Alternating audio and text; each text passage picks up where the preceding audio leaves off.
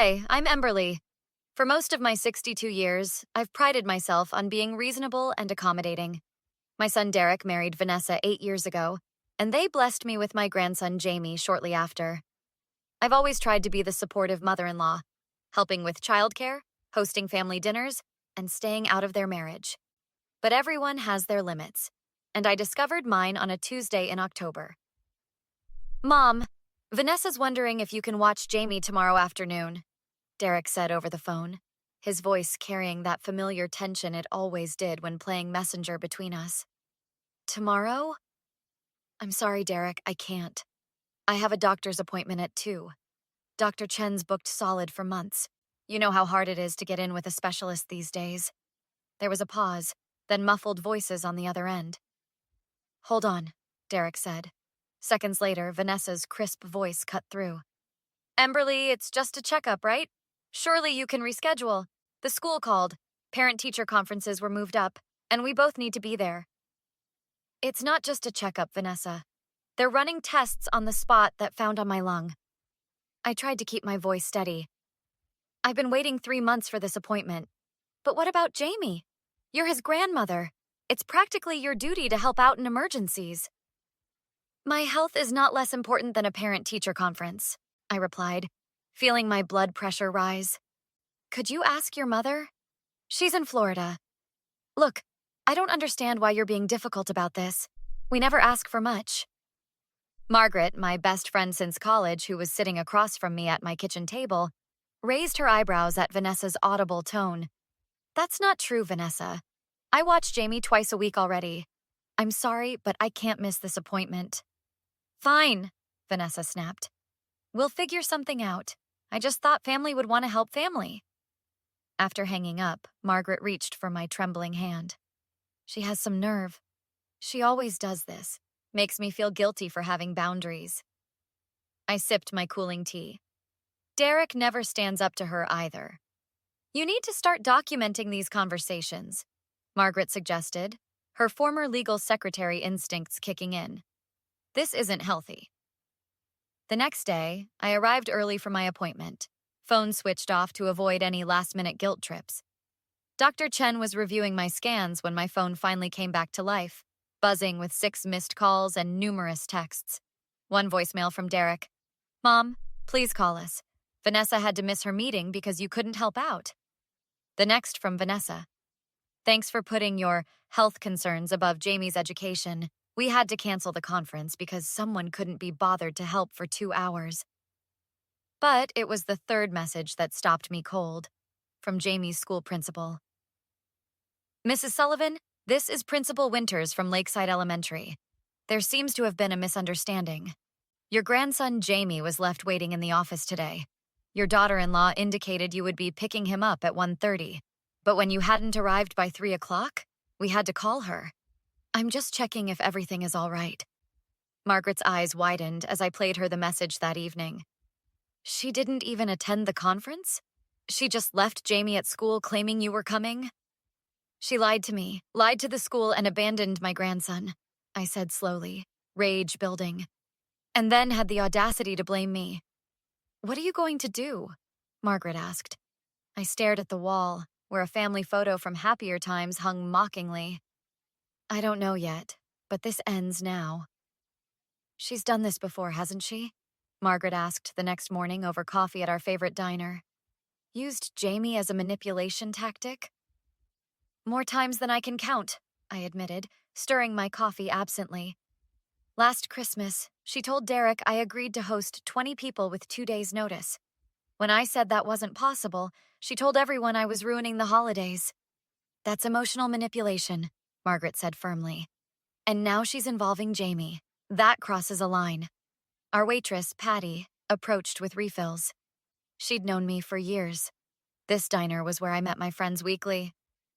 Everything okay? Patty asked, noticing my distress. You look like you've been through the ringer. I surprised myself by telling her everything. Sometimes strangers offer the clearest perspective. My daughter behaved like that once, Patty said, sliding into our booth during her break. Used my grandkids as pawns. Know what I did? Recorded everything. Phone calls, saved texts, Kept a journal with dates and times. When she tried telling people I was the problem, I had proof. That's what I've been saying, Margaret exclaimed. You need evidence, Emberly. I just never thought I'd need to defend myself against family, I sighed. Later that day, I called my son. Derek, we need to talk about what happened yesterday. Mom, Vanessa was just stressed about work. She told the school I was picking Jamie up when I was at a cancer screening, Derek. My voice remained calm, but firm. Jamie was left alone for an hour and a half. Silence stretched between us. What? No. She said you backed out last minute and they had to leave the conference early to get him. Call Principal Winters if you don't believe me. Jamie was abandoned at school because Vanessa told them I was coming when she knew I had a doctor's appointment. That can't be right, Derek muttered, but I heard the doubt creeping in. Where was Vanessa yesterday afternoon if not at the conference? More silence. She said she was there. I have the voicemail from Principal Winters. Would you like me to forward it to you? Let me talk to her first, he hedged. There must be some explanation. After hanging up, I called Derek's neighbor, Elaine, who had become a good friend over the years. Emberly, how are you? Elaine's cheerful voice answered. I need to ask you something and I need honesty. Have you ever picked up Jamie from school when Vanessa said I was supposed to? Elaine's hesitation told me everything. Well, yes, twice last month. Vanessa called in a panic saying you'd forgotten. I assumed you were having senior moments. Was that not the case? My heart sank. No, Elaine. I was never asked to pick him up those days. Oh my. And the time she asked me to bring dinner because you were supposed to cook but canceled? You didn't know about that either, did you? When was this? Your birthday, actually. She said you were too tired to host but didn't want to admit it. The birthday I spent alone because Derek said they had other plans. The pieces were falling into place. Emberly, Elaine said soberly. I think you need to talk to Sophia at the PTA, too. Vanessa's been telling people things about you. Not very nice things. By evening, I had spoken with 5 people and uncovered a pattern of lies spanning years. Vanessa had been systematically undermining me, using Jamie as leverage and isolating me from my son. When Derek called back, his voice was different, harder. We need to talk, all of us, tomorrow. The tension in Derek and Vanessa's living room the next day was thick enough to cut with a knife. Jamie had been sent to a friend's house, leaving the 3 of us sitting in uncomfortable silence. I don't understand why this requires a family meeting, Vanessa finally said, examining her manicure. So there was a mix-up about Jamie's pickup. These things happen. It wasn't a mix-up, I replied calmly, placing my phone on the coffee table. You deliberately told the school I would pick him up when you knew I had a doctor's appointment. I thought you could reschedule. It's not like it was emergency surgery, she snapped. It was a cancer screening, Derek interjected, his voice tight. And you told me Mom bailed last minute, and that's why you had to leave the conference early. Well, that's essentially what happened. She refused to help. Except there was no conference, was there? I cut in. Principal Winters confirmed you canceled the day before. You were never at the school. Vanessa's eyes narrowed. Have you been checking up on me? That's completely inappropriate. Where were you, Vanessa? Derek asked quietly. That's none of your business. I'm allowed to have a life outside of being a mother and wife. It became my business when you abandoned our son at school and blamed my mother. Derek's voice rose slightly. And when you've apparently been lying about her for years? What are you talking about? Vanessa's face flushed. Elaine told me everything, I said. And Sophia, and Patty. About how I supposedly forgot to pick up Jamie multiple times. About how I was too tired to host my own birthday dinner. About the concerning memory issues you've been hinting at to the PTA moms. You've been systematically turning people against my mother, Derek said. Using our son as a pawn. Why? This is ridiculous. They misunderstood. Stop lying. Derek slammed his hand on the table, making us both jump. I've seen the texts, heard the voicemails. Principal Winters, Elaine, Everyone has confirmed what happened. Just tell the truth for once. Vanessa's face transformed, her mask of indignation falling away to reveal cold calculation. Fine. You want the truth? Your precious mother has been competing with me since day one, always undermining my parenting, always trying to be the perfect grandmother, making me look inadequate. That's not true, I interrupted. I've always respected your boundaries. Shut up, Vanessa shouted, standing suddenly.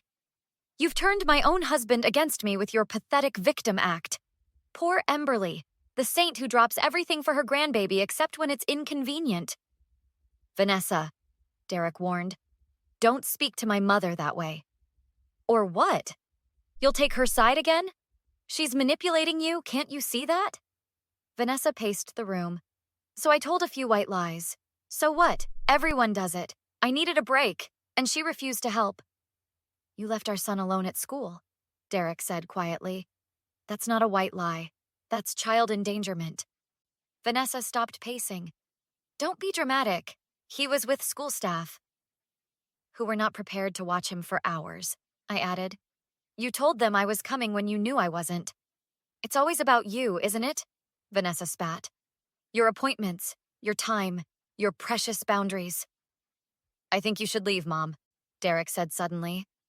My heart sank, but before I could respond, he continued. I need to discuss this with Vanessa privately. This is about more than just what happened yesterday. As I gathered my purse, Vanessa smirked triumphantly. Until Derek added, and you might want to call your lawyer, Mom. I'll be speaking with one about a potential custody evaluation after what's happened. Vanessa's face contorted with rage. You wouldn't dare! Try me, Derek replied as he walked me to the door. Outside, Vanessa's voice rose to a shriek. If you do this, I'll make sure you never see Jamie again. I'll tell everyone your mother is abusive. The door closed on her threats, but not before the neighbor across the street looked up in alarm. I'm so sorry, Mom, Derek whispered. I had no idea. 3 months passed in a whirlwind of legal consultations, family therapy appointments, and careful documentation.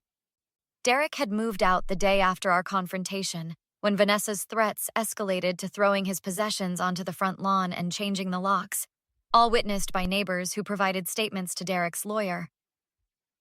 The custody hearing is tomorrow, Derek said as we sat in my kitchen. The child welfare report was damning for Vanessa. How's Jamie doing with all this? I asked, my primary concern always my grandson. Better since the routine settled. He asks about her, but he seems relieved not to be walking on eggshells anymore. Derek stirred his coffee absently. His therapist says kids are resilient, but it'll take time. And how are you holding up? I reached for his hand. Some days are harder than others. I keep asking myself how I missed the signs for so long. Manipulative people are expert at hiding their true nature, Margaret chimed in. She'd become Derek's strongest supporter outside of me. The school testimonial really sealed it, Derek continued. Principal Winters documented 5 separate incidents where Vanessa claimed you'd forgotten Jamie. And the recording of her threatening you in the front yard didn't help her case, Margaret added. Threatening to falsify abuse allegations is taken very seriously by family courts. The next day, we sat in the courtroom as the judge delivered her ruling. Vanessa, now subdued and dressed conservatively, repeatedly attempted to catch Derek's eye, but he stared straight ahead. Based on the evidence presented, including documented patterns of using the child as a means of manipulation, abandonment at school, and threats made against both the father and grandmother, this court grants primary physical custody to the father, with the mother receiving supervised visitation until completion of the required parenting and anger management classes. Vanessa's attorney immediately began whispering to her, but she shoved him away and approached Derek as we exited the courtroom. Derek, please, you can't do this to me. I'm Jamie's mother. I made one mistake. It wasn't one mistake, Vanessa, Derek replied calmly. It was years of lies, manipulation, and using our son as a weapon. The court has ruled. Emberly, she turned to me, desperation in her eyes. I'm sorry, okay? I was jealous and insecure. We can start over, be a real family. No, I said simply. We can't. You endangered my grandson and tried to destroy my relationship with my son. There's no starting over from that. What kind of forgiving grandmother are you? She hissed, her mask slipping again. One who prioritizes her grandson's safety over appeasing someone who has shown no genuine remorse. I replied. I wish you well, Vanessa, but our relationship is over. As she was led away by her attorney, Margaret squeezed my arm. You did the right thing. 6 months later, Derek, Jamie, and I sat on my porch swing, enjoying the spring weather. Derek had bought a house just 3 blocks from mine, allowing for frequent visits while maintaining healthy boundaries. Grandma, can we have cookies? Jamie asked, his smile now relaxed and genuine. After dinner, sweetie. We don't want to ruin your appetite. Dad says you're the best grandma because you have rules and cookies, Jamie confided. Derek laughed, the sound lighter than it had been in years. That's true. Grandma taught me the importance of boundaries and consequences. And love, I added, hugging Jamie close. Boundaries without love are just walls, but boundaries with love create safe spaces to grow. As Jamie ran off to play in the yard, Derek turned to me. Thank you for standing up for yourself that day, for showing me what real strength looks like. Sometimes the most loving thing we can do is say no, I replied, watching Jamie climb the apple tree I'd planted the year he was born. And sometimes the most powerful thing we can do is enforce consequences, even when it hurts. Have you ever had to stand firm against family manipulation? It's one of the hardest boundaries to maintain, but often the most necessary. Share your experiences in the comments below. And don't forget to subscribe for more stories about family dynamics and personal growth.